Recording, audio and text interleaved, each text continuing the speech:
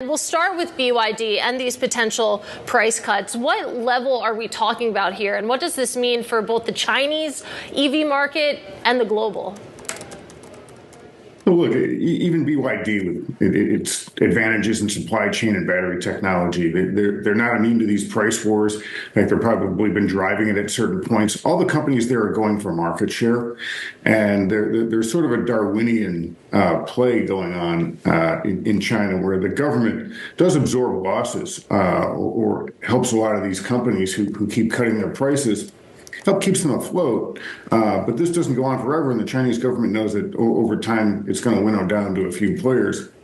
Even with that, even with all this government subsidy and support that these companies get, BYD's got to maintain their profit margins. They're one of the few Chinese EV makers that's actually making money, so they're leaning on their suppliers to do it, to get a little bit more firepower to keep dropping prices. We saw Tesla drop prices just about a week ago. They offered a special deal in China for the Model Y. It's a temporary deal, but that's just part of the game over there. Everybody is cutting prices and in many cases losing money to get market share, and that's why the Western auto companies have been leaving, because they don't want to play that game. David, there's a great function on the Bloomberg that we used a lot during the first Trump administration, ECTR Go, maps global trade. And when the Trump tariffs were announced on, Truth Social the other day, I noted that the three countries that he called out, Mexico, Canada, and China, are our biggest trading partners. And that's in total trade. But of course, in your industry, even bigger, right? Not China so much yet, but Canada and Mexico are where a lot of the biggest factories are for General Motors, for Ford, for Stellantis. How is this next administration, this new Trump administration, going to affect the companies that you cover most? Look, you're talking about 2.3 million cars coming into the U.S. from Mexico last year, and that's a pretty good annualized number, plus a lot of parts that go back and forth across the border, and that doesn't count Canada. So, look, there's a ton of trade here. If Trump came good on these threats to levy bigger tariffs, he'd basically be tearing up USMCA, which was his version of NAFTA anyways.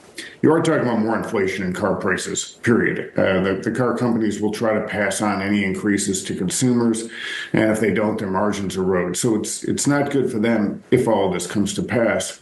And, car companies, they can't just find a new source of parts in the U.S. overnight. It takes a couple of years to build plants and reroute supply chains. So, look, it would have a massive ripple effect just on the 2.3 million vehicles coming out of Mexico alone.